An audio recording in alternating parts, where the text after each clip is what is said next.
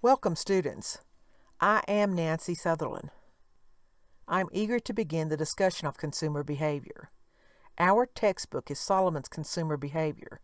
The book begins with a look at the role of consumers. We will look at how consumers influence the field of marketing and how marketers influence consumers in this relational exchange. Students, we are tasked in Chapter 1, Consumer Behavior, with understanding 7 objectives. They are: consumer behavior is a process. Marketers need to understand the wants and needs of different consumer segments. Our choices as consumers relate in powerful ways to the rest of our lives. Our motivations to consume are complex and varied.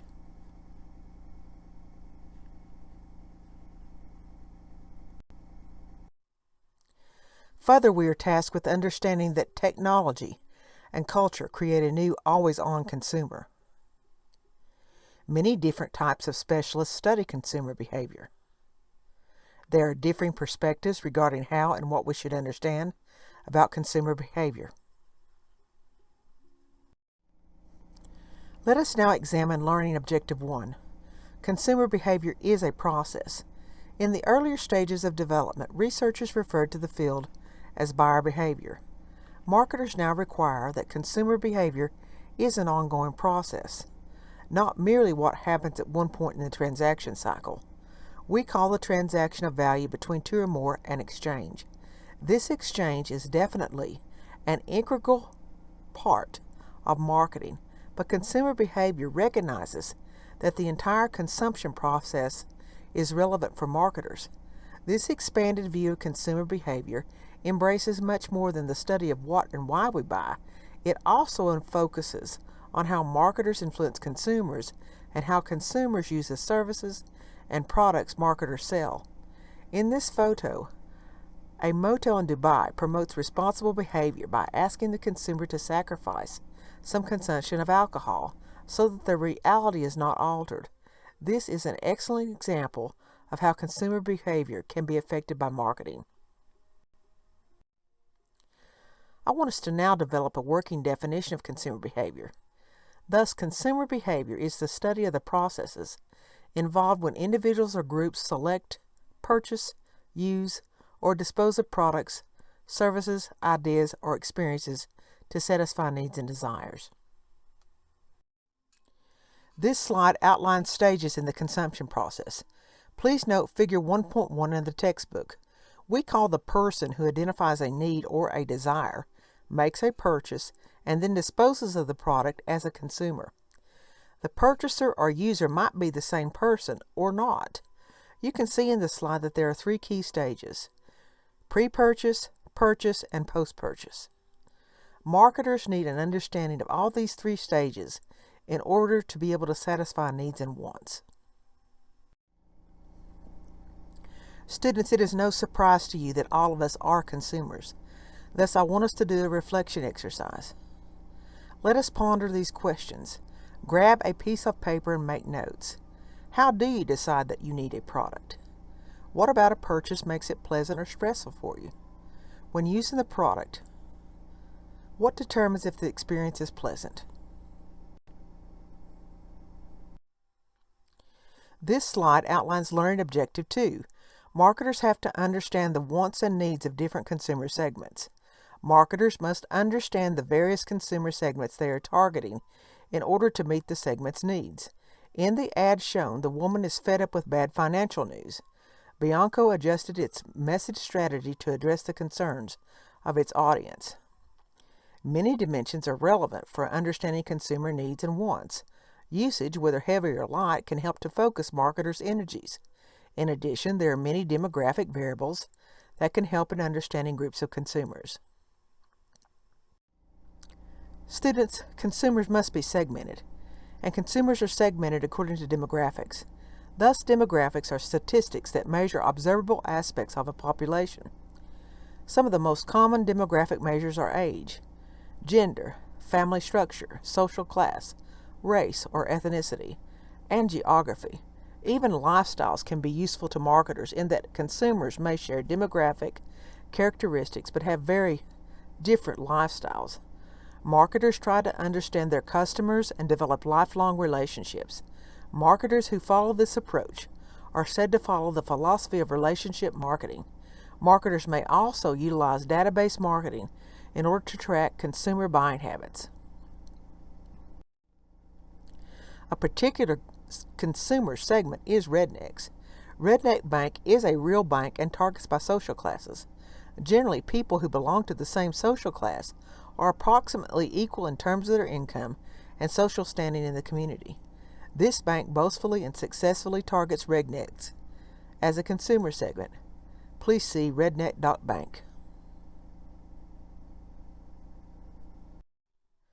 Database marketing tracks specific consumer buying habits very closely and crafts products and messages tailored precisely to people's wants and needs based on this information. The collection and analysis of extremely large data sets is called big data. In a single day, consumers create 2.5 quintillion bytes of data. Big data can influence many areas of consumer life. For instance, in monitoring of Google searches for fever and flu can help epidemiologists to identify specific areas of the U.S. that have been hit by flu outbreaks even before patients begin visiting doctors and hospitals. This has turned into a thriving career path in analytics for many that are quantitatively focused. Students' Learning Objective 3 states that our choices as consumers relate in powerful ways to the rest of our lives. Thus, marketing influences popular culture, and popular culture influences marketing. We are surrounded by elements of popular culture, the good, the bad, and the ugly. This ad for the Museum of Bad Art reminds us of that.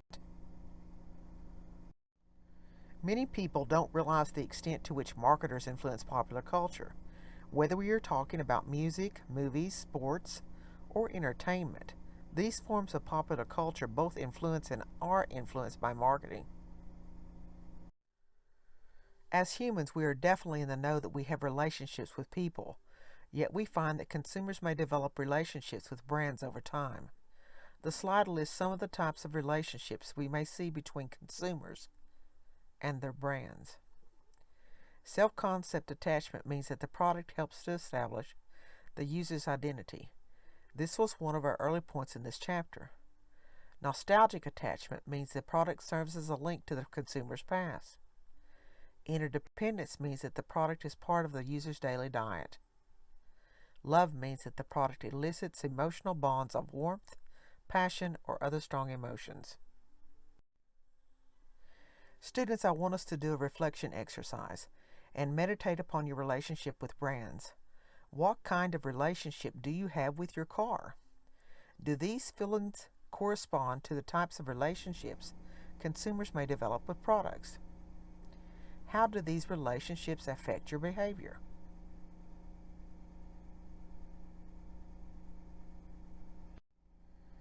This slide covers Learning Objective 4. Our motivations to consume are definitely complex and varied. People often buy products not for what they do, but for what they mean. Products play an extended role in our lives. Motivation refers to the processes that lead people to behave as they do.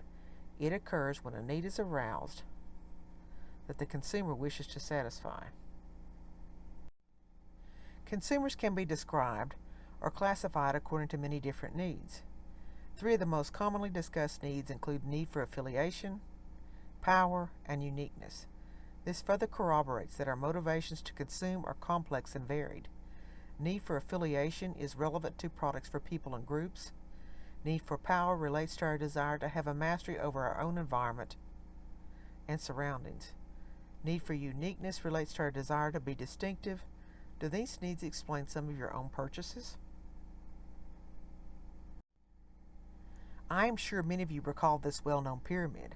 Thus, Maslow's hierarchy of needs is also useful in understanding needs and how consumers seek to fulfill those needs. Figure 1.2 presents this model. Lower-level needs include physiological and safety needs. Upper-level needs include those for belonging and ego. Ultimately, consumers may experience a need for self-fulfillment. One study found that products can fulfill needs on multiple levels. For instance, gardening can satisfy the need for physical activity, the need to feel safe by eating one's homegrown food, the need to share the activity with others, the need to feel that one is competent as a gardener, and the need for a sense of peace. Students, I would ask you to do another reflection exercise. Which levels of the hierarchy do you experience most as a consumer?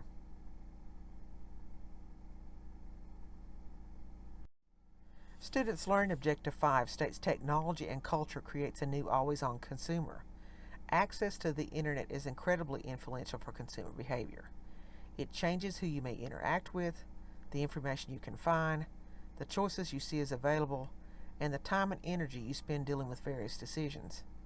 The internet has made it possible for businesses to use an additional channel of distribution, business-to-business e-commerce, but it also made possible consumer-to-consumer e-commerce in the form of outlets like Etsy.com. You are likely at the forefront of the impact of the web on the consumer behavior because you're a digital native. Digital natives grew up in a wired world. This slide covers all the individuals that study consumer behavior. Learning Objective 6 states many specialists study consumer behavior. Table 1.1 illustrates the interdisciplinary nature of consumer behavior.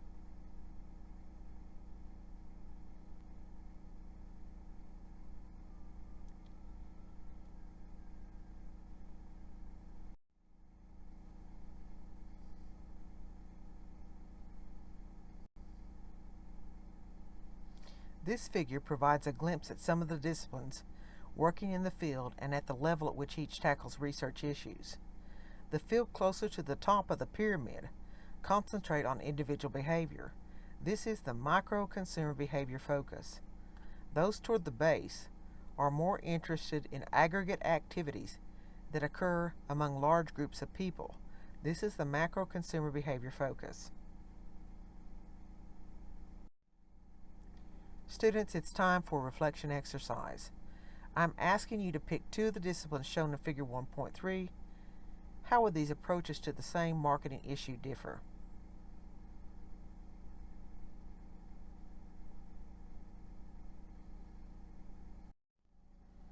Students, let us discuss Learning Objective 7. There are differing perspectives regarding how and what we should understand about consumer behavior. Positivist approach and Interpretivist approach. We call a set of beliefs that guide our understanding of the world a paradigm. Some believe consumer behavior is in the midst of a paradigm shift, which occurs when a completing paradigm challenges the dominant set of assumptions. The basic set of assumptions underlying the dominant paradigm is positivism or modernism. It emphasizes that a human reason is supreme and there is a single objective truth that science can discover. Table 1.2 summarizes the major differences between these two perspectives on consumer research. To understand how an interpretive framework helps us to understand marketing communications, let's refer to an analysis of one of the best known and longest running 1959 to 1978 advertising campaigns of all times. The work the advertising agency Dole, Dane, Bernbach, DDB, did for the Volkswagen Beetle. This campaign was widely noted for its self-mocking wit. It found many ways to turn the Beetle's homeliness, small size, and lack of power into positive attributes at a time when most car ads were emphasizing just the opposite. And an interpretive analysis of these messages linked the image DDB created for the humble car to other examples of what scholars of the comedy called the little man pattern. This is a type of comedic character who is related to a clown or a trickster, a social outcast who is able to poke holes in the stuffiness and rigidity of bureaucracy and conformity. Students, I would like to ask you to do another reflection exercise. How do you think the two paradigms of consumer research affect the choices marketers make in a targeting segments?